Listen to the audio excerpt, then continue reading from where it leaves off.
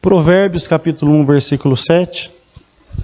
Nós estamos meditando numa série de mensagens chamada Sobreviver. E hoje nós vamos falar daquela que acredito ser a mensagem mais importante da série, que não termina hoje, ainda temos alguns temas para trabalhar com vocês, mas eu sinto que esse tem uma importância muito grande para a nossa vida nessa manhã aqui. Provérbios capítulo 1, versículo de número 7. Todos os irmãos encontraram? A Escritura Sagrada diz assim: o temor do Senhor é o princípio do conhecimento, mas os insensatos desprezam a sabedoria e desprezam a disciplina.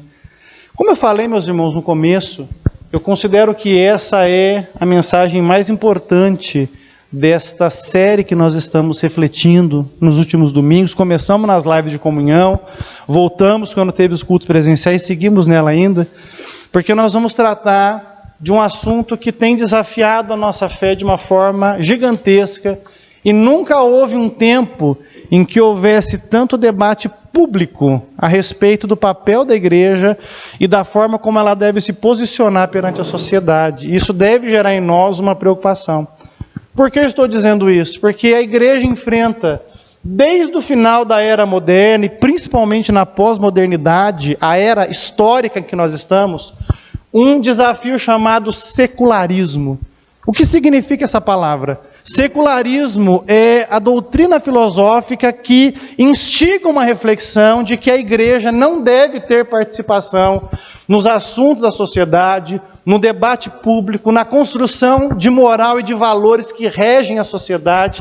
Todas as vezes que você ouvir uma insistência no sentido de que a igreja não deve se posicionar porque o Estado é laico, você não pode decidir como você educa os seus filhos, porque a educação tem que vir do Estado e não de casa, dos valores religiosos que você tem.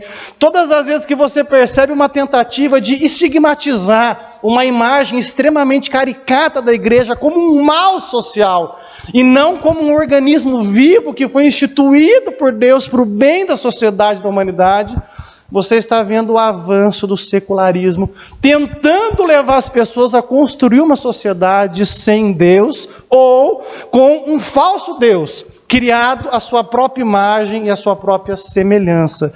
Esse é um assunto que deve gerar em nós muita preocupação, porque a igreja por muito tempo defendeu coisas que não dizem respeito aos problemas que a sociedade enfrenta.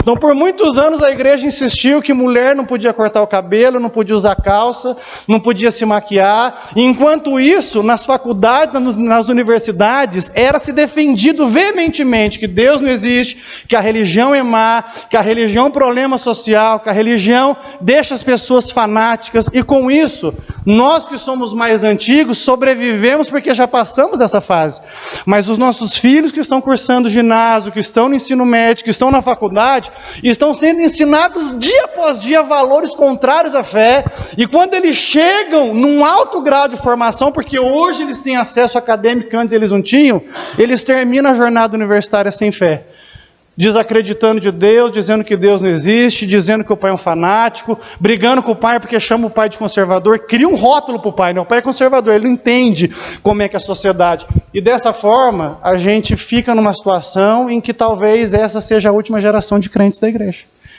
Porque nós não sabemos se a juventude vai continuar mantendo a fé erguida, uma vez que nós temos deixado de ensinar para eles a verdade suficiente do Evangelho. O secularismo é um mal tão grande, meus irmãos, que a gente tem desafios enormes. Ontem, vou contar para vocês, eu estava assistindo um desenho animado em casa, com a minha filha. Pensa um desenho top. Irmãos, eu estava vendo aquele desenho, e o meu dedinho estava lá. Eu falei, gente, eu tenho que mandar os irmãos assistir esse desenho, eu preciso. É muito bom, que valores bons que ele ensina, coisa boa. Na última cena do desenho animado, a menina chegou na faculdade, se emancipou dos pais, e a mãe pergunta para ela, e aí filha, como é que está o namoro com a sua namoradinha? A minha menina ficou assim, ó. E aí eu desliguei rapidamente, e eu falei, enquanto a igreja dorme, pregando uma religiosidade antiga, Satanás está trabalhando para destruir aquilo que a palavra de Deus construiu. Deixa eu falar uma coisa para vocês. Você é um cristão de verdade chegou o tempo de sermos odiados pelo mundo. Você é um cristão de verdade? Chegou um tempo de chegarmos à cadeia por causa da nossa fé. Você é um cristão de verdade que quer sobreviver adorando a Deus e glorificando, que não está pensando nessa vida, mas na próxima? Se prepare para uma onda de perseguição terrível. Não perseguição de gladiadores, mas perseguição ideológica implacável. Porque ser cristão vai ser uma decisão de risco. Mas eu quero me arriscar para a glória de Deus. Quantos mais querem, podem glorificar o nome de Jesus. Você percebe na leitura bíblica que eu fiz que a revelação que a Escritura nos dá demonstra claramente que o princípio da sabedoria é o temor de Deus. O ponto de partida para nós entendermos o nosso combate contra o secularismo é entendermos que a Bíblia nos orienta a temermos a Deus, respeitarmos os seus valores, respeitarmos a sua santidade. E existe um episódio bíblico que me chama muita atenção, porque eu vejo um momento em que o apóstolo Paulo enfrentou os primeiros suspiros do secularismo no seu tempo, e ele orienta Timóteo a resistir a esse vento, a esse vendaval, de uma forma varonil para glorificar Deus. E eu quero convidar você que abra a sua Bíblia agora em 2 Timóteo, capítulo 3, do versículo 1 até o versículo 5. Então, eu espero que essa manhã você seja despertado a olhar com mais atenção o mundo à sua volta, a redescobrir os valores da sua fé cristã, a entender o mundo onde nós estamos inseridos, que jaz no maligno, segundo a Escritura, e odeia Deus, e perceber que nós temos uma missão de trazer os valores da fé de volta ao debate público, deixando claro para a sociedade aquilo que nós cremos e levando as pessoas ao convencimento e ao arrependimento dos seus pecados para a glória de Deus. 2 Timóteo capítulo 3, do verso 1 até o verso 5. Todos os irmãos acharam? A Escritura diz assim, Paulo dizendo a Timóteo: saiba disso, Timóteo, nos últimos dias sobrevirão tempos terríveis. Os homens serão egoístas, avarentos, presunçosos, arrogantes, blasfemos, desobedientes aos pais, ingratos, ímpios, sem amor pela família, irreconciliáveis, caluniadores, sem domínio próprio, cruéis, inimigos do bem, traidores, precipitados, soberbos, mais amantes dos prazeres do que amigos de Deus, tendo aparência de piedade, mas negando o seu poder. Afaste-se também destes. O diagnóstico que o apóstolo faz dos últimos dias é esse que nós estamos vendo. Ele pega a sociedade e mostra para nós o retrato de uma sociedade depravada, uma sociedade que deu as costas para Deus. Nós precisamos entender, irmãos, e isso é extremamente revolucionário, que a igreja e o mundo não têm comunhão profunda, não têm laços profundos de comunhão.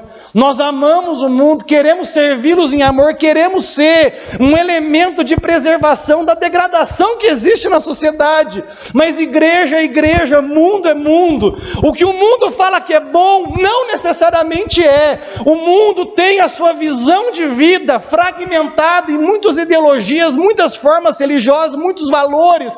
Mas a igreja de Jesus tem uma fonte que não é terrena, foi revelada por Deus, que é a Escritura Sagrada. E por termos isso, nós temos uma construção de cosmovisão, que é a forma como eu me enxergo no mundo e como eu entendo que o mundo funciona, centrada na Bíblia Sagrada. Jesus demanda assim uma atenção tão grande nossa sobre a Bíblia, que ele disse assim: olha, Pai, santifica os meus discípulos na verdade, porque a tua palavra é a verdade.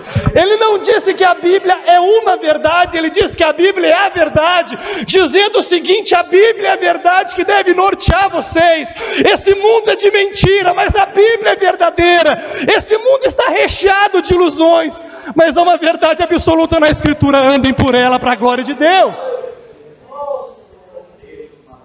Hoje nós dividimos o nosso coração em muitas paixões, mas a Bíblia deve ser aquilo que vai nortear a última palavra nossa. Então, a última palavra nossa não é o que a sociedade pensa, mas é o que Deus revelou na Escritura. Amém, meus irmãos? Nós vemos que Paulo diz que os últimos dias seriam difíceis. Últimos dias não é o tempo que a gente está vivendo somente. No momento em que Cristo Jesus morre na cruz do Calvário e volta ao céu, até a segunda vinda, quando Ele voltará com glória para julgar vivos e mortos. Nós estamos vivendo esse período que a Bíblia chama de últimos dias.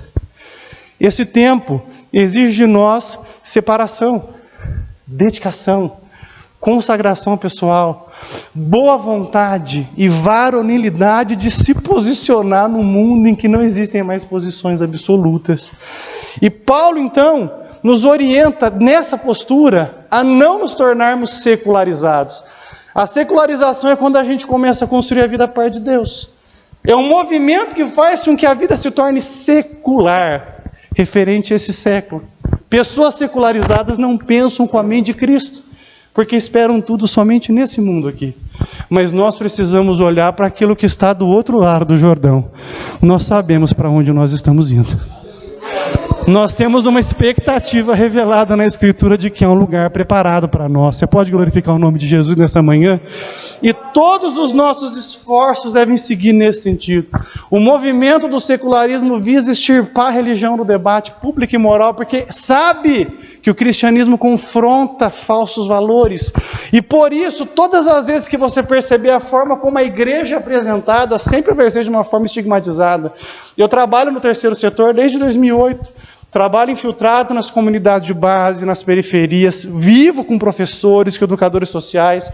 E quando você escuta aulas de cidadania, a palavra sempre é essa: a igreja existe para tirar dinheiro das pessoas, para escravizar, para criar trauma na vida das pessoas. A igreja é um problema, você não tem que seguir a religião de seus pais, você é livre para fazer o que você quiser. E dessa forma, eles vão mostrando uma imagem extremamente estigmatizada. Eu me recordo uma vez que eu confrontei uma professora no Facebook. O tempo que eu era mais confrontador, hoje eu estou um pouco mais calmo, para a glória de Deus. Com 2 filhos é mais difícil, confrontar, E aí ela fez um texto, irmãos, mas destruindo a igreja. Eu falei: você já frequentou alguma? Ela falou: não. Então, enquanto você aprende com o seu professor universitário maconheiro que a igreja é ruim, nós estamos na periferia alimentando pessoas. Nós estamos na periferia pegando o traficante e reinserindo ele na sociedade. Nós estamos nos alegrando com os que se alegram e chorando com os que choram. Isso que você ouviu é uma mentira. Você não tem propriedade para falar. O mundo não está pior, porque existe um povo que está de joelho clamando a Deus e pedindo a misericórdia dele. A professora se resignou e ela falou: me perdoa, eu não sabia que era assim. Eu falei: vem conhecer, vem para o nosso lado. É muito fácil falar contra daquilo que você não conhece, mas eu posso falar o que eu vivo. E ainda vivia numa igreja que eu não tinha muita confiança em todos os valores que ela professava, mas eu já sabia que, ainda que imperfeita, a forma como ela transformava a sociedade era significativa, porque na igreja, irmãos, nós temos muitos não é? E pode ser a igreja mais imperfeita, a pessoa entra de um jeito e sai de outro, transformado para a glória de Deus. Você reconhece isso? Pode glorificar a Deus? Então tenha coragem para falar a favor da igreja, tenha coragem para se posicionar, tenha coragem para não ficar quieto quando essas falsas vozes de moralidade mundana tentam dizer para a gente quem nós somos, o que nós devemos fazer. Nós já temos quem nos oriente, a Bíblia Sagrada, e por ela nós vamos andar para a glória de Deus. O secularismo ganha terreno sempre que a igreja abandona a mensagem suficiente do Evangelho. Sabe por que o secularismo ganhou terreno no Brasil nos últimos anos? Porque a gente passou 1, 2, 3 décadas pregando as mesmas ladainhas. Deus vai te dar vitória, Deus vai fazer um milagre na sua vida, Deus vai te ajudar, Deus vai mudar a sua história. Gente, uma mensagem coach promove essas mesmas coisas, sem precisarmos da religião. Nós precisamos pregar o Evangelho, e essa é uma insistência que eu tenho aqui. Eu preciso lembrar vocês, domingo após domingo, que nós somos pecadores indignos, que merecemos o inferno, mas Deus, por compaixão, enviou seu Filho para nos perdoar e nos lavar dos nossos pecados. Eu quero lembrar vocês, semana após semana, que Jesus Cristo disse que Ele é o caminho, a verdade e a vida, e que ninguém vai ao Pai a não ser por Ele. Eu quero lembrar vocês, semana após semana, que o mundo não é resultado de uma explosão, mas de um Deus exclusivo que nos criou para a sua glória. Essa é a verdade que nós pregamos, é isso que nós anunciamos, e venha debater com a gente esses temas.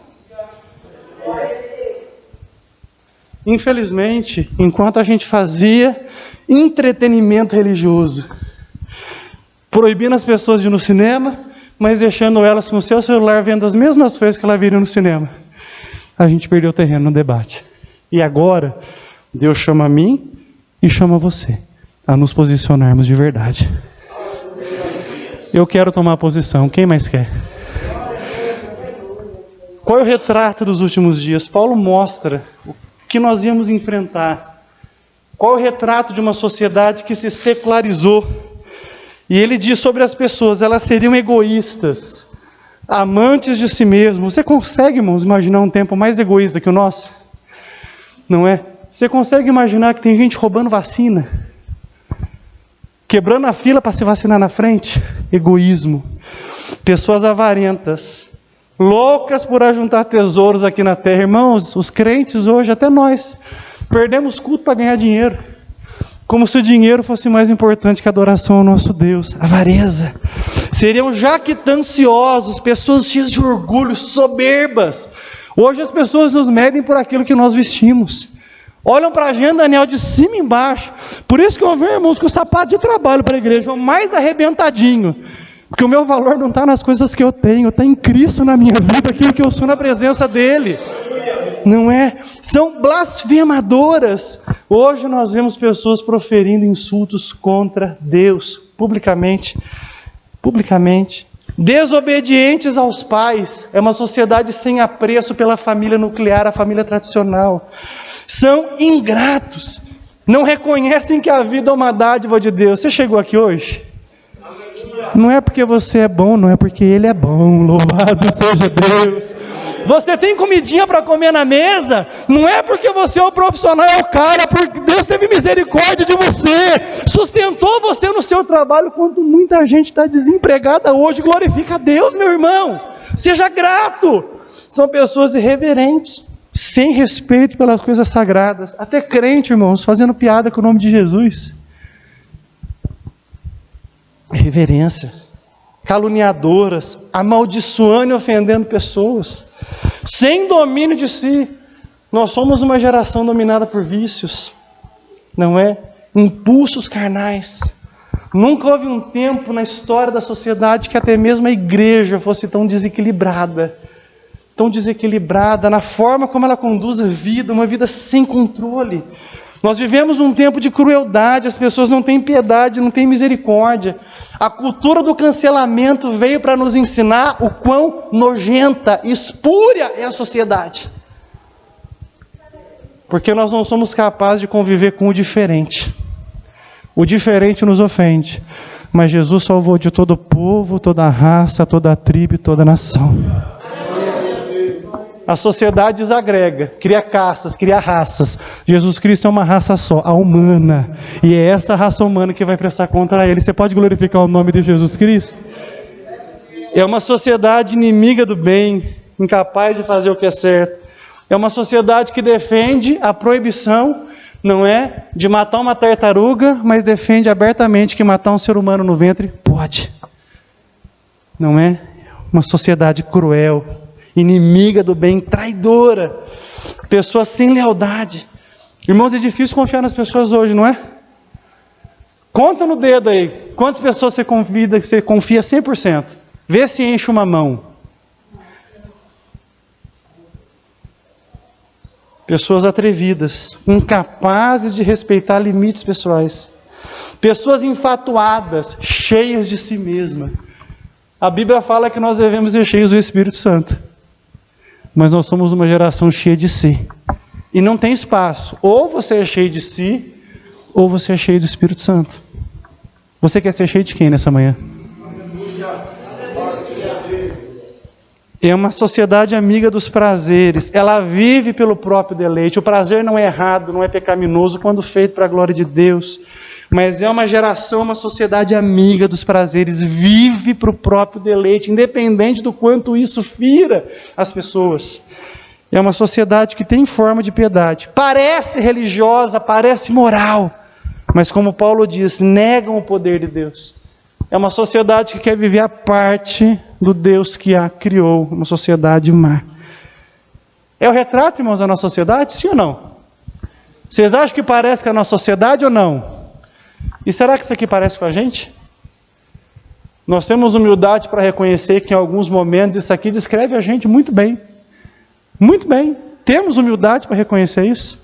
Que nós precisamos vencer o secularismo e só tem um jeito de fazer isso, meus irmãos, entendendo a santidade do nosso Pai. Deus, Ele nos ama, você pode glorificar o nome de Jesus por isso?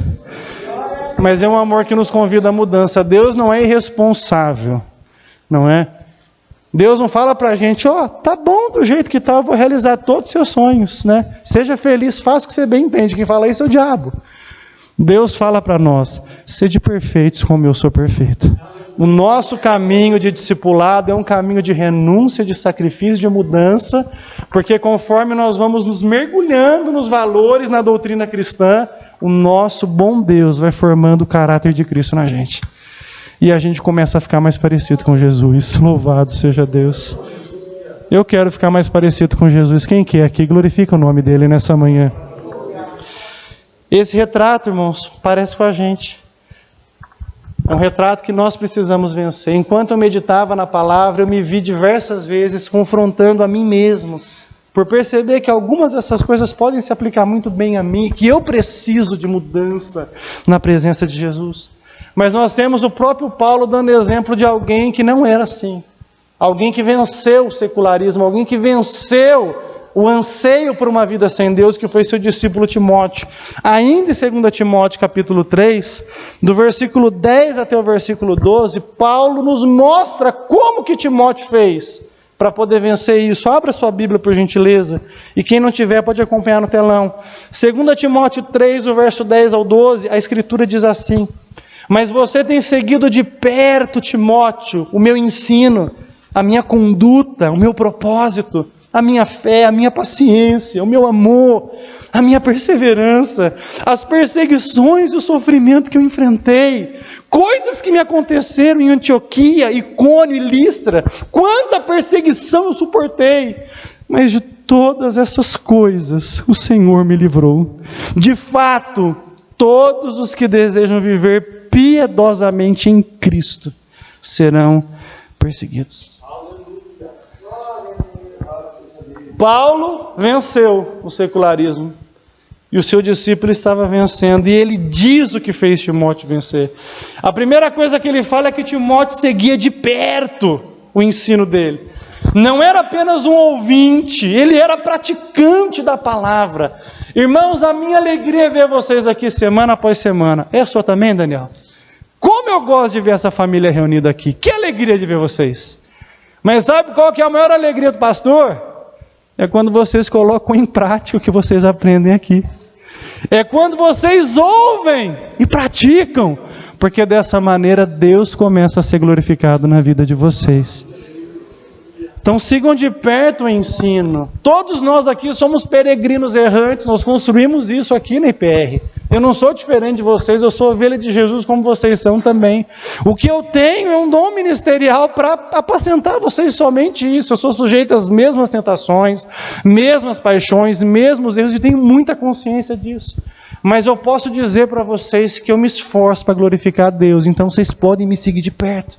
Vocês não vão errar. Eu tenho compromisso com o que eu tenho ensinado aqui, porque eu quero ver Cristo formado em cada um de vocês. Porque a vida de uma igreja não é a figura do pastor, é a nossa unidade em Cristo que nos faz crescer para a glória de Deus. Então sigam de perto o ensino. Paulo também se espelhava na conduta de Paulo, ele observava. Irmãos, observe a conduta daqueles cristãos piedosos. Olha aqueles cristãos que têm feito diferença, observe a conduta deles, procure imitá-los. Paulo disse assim em uma das suas epístolas: sejam meus imitadores, como eu sou de Cristo. Louvado seja Deus. Eu tenho que lutar para imitar Jesus, o Daniel tem que lutar para imitar Jesus, porque alguém está me imitando, tentando imitar Jesus. Louvado seja Deus. Você crê nisso? Não dá para separar a fé da conduta, viu, irmãos? Não tem jeito. Eu creio em Deus, mas se lá fora você faz da vida das pessoas o inferno, essa fé está errada. Nós precisamos ter uma conduta santa. Então se esperem naqueles cristãos piedosos que têm lutado por isso. Amém, queridos? Nessa hora não tem glória a Deus, não, irmãos? Vocês estão de braço cruzado, é sinal de resistência, de preocupação. Onde o pastor está querendo chegar, né? O braço cruzado é proteção do coração, na linguagem corporal. Eu estou preocupado. Ai, ai, ai. Está estralando aqui. Pode abrir o peito, não é? Pode abrir o peito. Deus trabalha com corações abertos. Louvado seja o nome de Jesus. Se Deus corrige é porque Ele ama, amém? Só fica sem correção quem é bastardo. Filho eleito, herdeiro, Deus corrige o tempo todo. A ótica de Deus, Daniel, é muito interessante. Deus prefere nos açoitar aqui do que na eternidade. Então a gente que é filho, é aqui o tempo todo. É pá, pá, pá. Por quê? Quando a gente atravessar o Jordão, Ele vai sorrir para a gente. E Ele vai dizer: venham, benditos do meu Pai, para o reino que eu preparei para vocês antes da fundação do mundo. Mas se a gente está aqui sem a vara, sem a espora de Jesus, não é? Quando chegar aquele dia a gente passar o Jordão, como a Escritura diz, a gente vai ter que ouvir. Eu não quero ouvir isso. Apartai-vos de mim, malditos, para o fogo eterno. Eu não quero ouvir isso não. Alguém aqui quer? Não é? Então aceite a correção para a glória de Deus. Não é? Timóteo acompanhava o propósito de Paulo. Ele sabia qual é o propósito de vida de um cristão. Qual é o nosso propósito, meus irmãos? Você que já deve ser, depois de 1 ano e meio de casa, um legítimo crente reformado, você sabe para que nós vivemos. Nós vivemos para glorificar aquele que nos salvou. Quer comais, quer bebais ou façais qualquer coisa, façam tudo para a glória de Deus. A nossa fé é uma fé de autorresponsabilidade, não é uma fé de proibição. Eu preciso glorificar a Deus nas mínimas coisas, por isso que Paulo não fala assim, quer pregais, quer orais, ou quer vais no culto de oração. Ele não fala isso. Ele fala quer comais ou quer bebais, coisas simples da vida, comer e beber. Até nisso, a minha vida tem que glorificar a Deus. Então quando você tomar um copo de água, glorifique a Deus. Quando você for comer aquele Big Mac gostoso do McDonald's, glorifique a Deus. Quando você for abraçar alguém para socorrer, glorifique a Deus. É Ele, somente Ele, tudo é para a glória dEle. Faça do propósito bíblico seu. Timóteo também procurava seguir a fé de Paulo e não a fé da própria cabeça. O maior erro que nós podemos cometer como cristãos nesses dias pós-modernos, em que se prega que não existe verdade absoluta, tudo é relativo, é nós criarmos uma fé da cabeça. Eu vou seguir aquilo que eu sinto no meu coração. Faça isso, você vai chegar no inferno. Eu vou seguir o que eu acho que é certo na Bíblia. Faça isso, você vai chegar no inferno. Não é? Esse aqui é o caminho. Não temos para onde correr. Mas a gente não consegue 100%, ninguém consegue. Mas a gente vai tentando.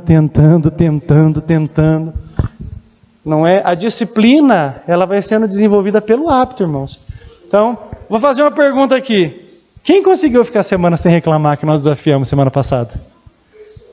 Ó, irmãos, eu morri no sábado, vocês acreditam? Estava indo crente, pentecostal, vigoroso, chegou no sábado, irmão, chutei o pau da barraca. Eu falei, Jesus, eu ia chegar todo pomposo domingo, irmãos, consegui, quebrei a cara. Alguém conseguiu? Alguém venceu aqui o desafio? Louvado seja Deus. Então sábado foi o nosso dia.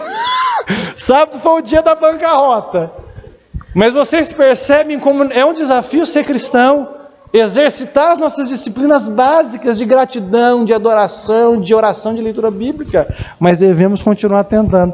Timóteo tinha também a longanimidade de Paulo, não é? Se eu quiser não me secularizar, eu tenho que ser longânimo, tenho que ter longo ânimo para suportar a debilidade das pessoas. Irmãos, tem cristão que dá trabalho, não tem? Você conhece um crente que dá trabalho? Levanta a mão quem conhece um crente que dá trabalho aí. Não é? Eu conheço. Esse aqui, ó, dá muito trabalho. Não é? Então eu preciso ter longo ânimo para que ele não perca a fé. Eu vou ter que ensinar a mesma coisa para ele 1, 2, 3, 10, 15, 20 vezes, estimulando ele a prosseguir em Cristo Jesus para que o caráter de Cristo seja formado nele. Mas nesse processo ele vai errar bastante. Aqui não é uma comunidade de gente perfeita, aqui é uma comunidade de gente honesta. A gente erra o tempo todo, irmãos. Fracassamos o tempo todo, mas não nos conformamos com isso. Tem um companheiro meu que é membro aqui da igreja, que ele tem uma fala recorrente comigo. Ele fala assim, Sérgio, Você se sente frustrado, às vezes, por não conseguir acertar? Eu falo, eu sinto isso quando eu acordo, eu sinto isso na hora do almoço, eu sinto isso quando eu vou dormir, e nos intervalos entre esses períodos eu sinto isso também. E eu falo para ele, isso é sinal de que nós já nascemos de novo. Quem nasceu de novo é inconformado com a vida que vive. Quem nasceu de novo não se sente super-herói. Sabe que é um fraco e miserável pecador nas mãos de um Deus poderoso que pode nos transformar. Amém? Então temos que seguir o amor de Paulo, um amor demonstrado no nosso apego pelas coisas de Deus, pelo seu nome. Temos que seguir o modelo de perseverança que a Bíblia ensina. Você tem que perseverar até o final, meu irmão. A doutrina bíblica da eleição não muda esse fato. Não pense que o fato de nós pregarmos a doutrina bíblica da eleição muda a necessidade da perseverança, porque biblicamente o eleito persevera até o fim. Então, se você parou no meio do caminho, mergulhou na vida de pecado e vai falar, não, vou fazer o que eu quiser, porque eu sou eleito mesmo, aí depois vai dar tudo certo, você não entendeu nem a doutrina bíblica da eleição, nem a mensagem da palavra de Deus. Nós confirmamos a nossa eleição dia após dia, na nossa batalha contra o pecado, para glorificar a Deus. Então eu tenho consciência hoje que eu sou salvo pelo testemunho do Espírito no meu coração, mas eu tenho uma consciência tão grande quanto de que no último dia eu tenho que estar com a mesma fé, o mesmo amor, a mesma dedicação. Deus espera isso de mim, para que a minha fé não fique morta. Amém, meus irmãos? E o mais interessante, Timóteo esteve ao lado daqueles que sofreram pela fé. Irmão, eu temo por essa geração. Quando vierem os momentos mais terríveis de perseguição que são previstos na Bíblia, eu imagino crentes em nome do progressismo entregando outros irmãos, porque pregaram a verdade, pregaram a palavra de Deus. Mas Paulo viu o seu mestre, Timóteo viu o seu mestre Paulo sofrendo, e ele não virou as costas. Ele ficou ao lado daquele que lhe pregou a palavra de Deus até o fim. Nós ficaremos também? Nós nos manteremos também com essa dedicação quando pastores começarem a ser presos, irmãos começarem a ser privados de suas liberdades individuais porque defendem os valores centrais do cristianismo? A gente está pronto para isso? Amém, irmãos? Nós precisamos pensar seriamente nisso. Algumas coisas são necessárias que nós façamos para conter os avanços inevitáveis. O que tem que acontecer, vai acontecer. Mas o que nós pudermos fazer para conter o avanço do secularismo e continuarmos pregando, nós devemos fazer para a glória de Deus. E por fim, o que será que fez com que Timóteo pudesse manter essa postura? Manter essa dedicação? Abra sua Bíblia em 2 Timóteo 3, do verso 14 ao 17. Estou caminhando para o final. É uma breve reflexão hoje, porque nós temos algumas atividades ainda para fazer. Paulo nos apresentou o retrato de uma sociedade depravada.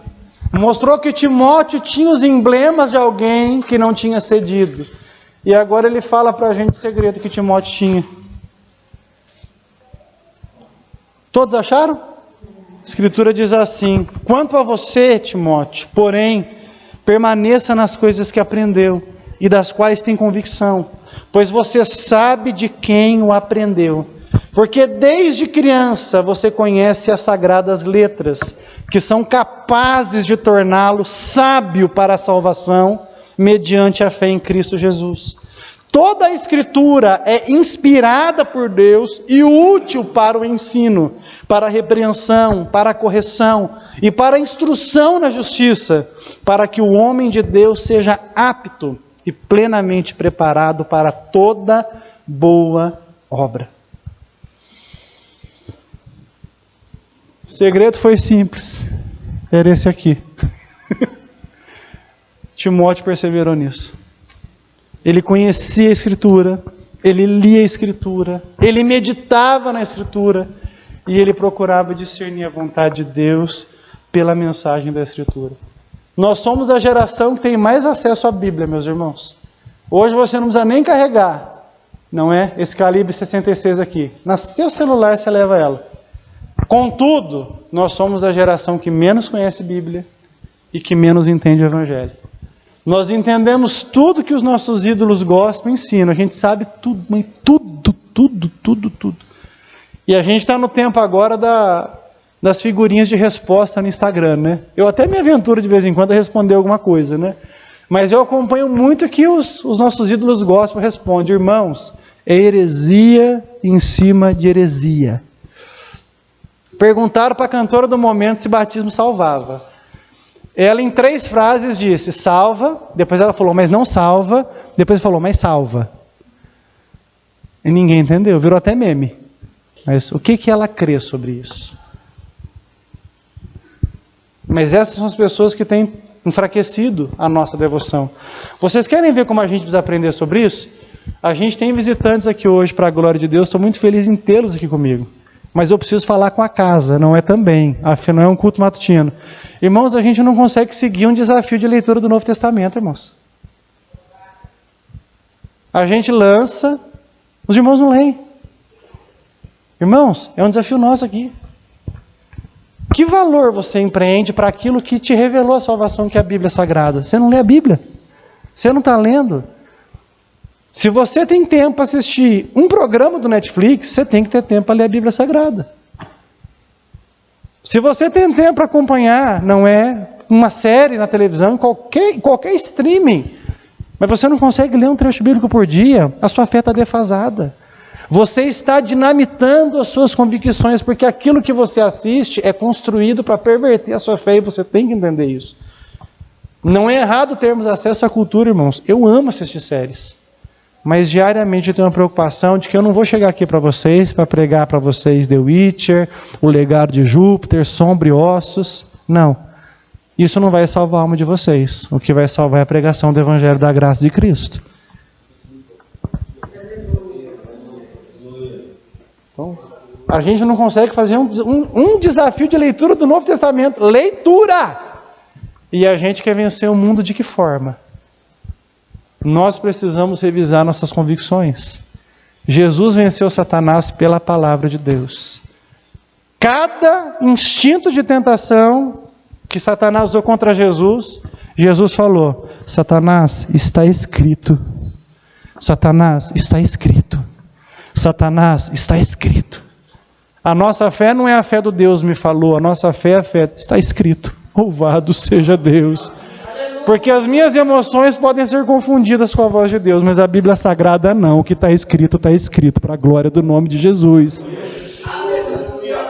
Então, irmãos, me surpreendam agora no nosso grupo do Desafio da Bíblia, né? Vamos ler a palavra, vamos meditar na Escritura. Mandem perguntas bíblicas para mim ali. Mandem várias perguntas para mim, Daniel vai responder todas. Vamos começar a criar uma cultura cristã, entendermos, conhecermos a nossa fé, sairmos do raso. Irmãos, isso aqui é um tesouro inestimável, meus irmãos, inestimável. Essa semana eu comecei a semana, irmãos, numa vibe gostosa, e eu tive um vislumbre de um texto bíblico da parábola do fariseu e do publicano. Já preguei isso, Daniel, acho que umas 10 vezes na vida. Mas Deus me deu um negócio novo, irmãos. Foi interessante. Eu acordei, me veio o texto e uma aplicação no coração. E eu comecei a meditar. Já deixei a primeira mensagem pronta. Irmãos, 10 versículos, vão sair 4 mensagens para a glória de Deus. A palavra de Deus é muito rica, irmãos. A gente tem pouco apreço pela Bíblia, porque a gente ouviu, irmãos, assim, exaustivamente as mesmas ladainhas do movimento evangélico, a gente pensa que a Bíblia é só aquilo. Irmãos, a Bíblia Sagrada é uma coisa profunda. Profunda, profunda. Você precisa mergulhar nisso. Eu desafio você a voltar ao desafio da Bíblia. Irmãos, eu quero terminar esse ano com vocês todos tendo lido o Novo Testamento, irmãos. É pouquinha coisa, dá para ler. Se você não tem tempo para ler, solta no áudio, escuta, mas não fique sem a palavra de Deus. Você está sacrificando a sua fé, matando a sua fé no altar do ateísmo fazendo isso. Você está dizendo para Deus que isso que Ele revelou não tem valor. E se a gente faz isso, a nossa fé vai minguando, até que a igreja vira uma ONG piedosa. A gente existe só para fazer ação social, mas não se preocupa mais com a verdadeira ação social, que é salvar a alma daqueles que estão perecendo. Amém? Então Timóteo se preocupou em conhecer as Sagradas Letras, e isso fez com que ele pudesse vencer. Porque quando ele era confrontado com alguma coisa contrária, imediatamente o coração dele se lembrava, mas está escrito. E eu vou acreditar no que Deus revelou, e não naquilo que os homens dizem que eu devo acreditar. Amém? Quantos querem vencer o secularismo aqui? Dê uma glória a Deus bem grande aí. Então fique de pé em nome de Jesus.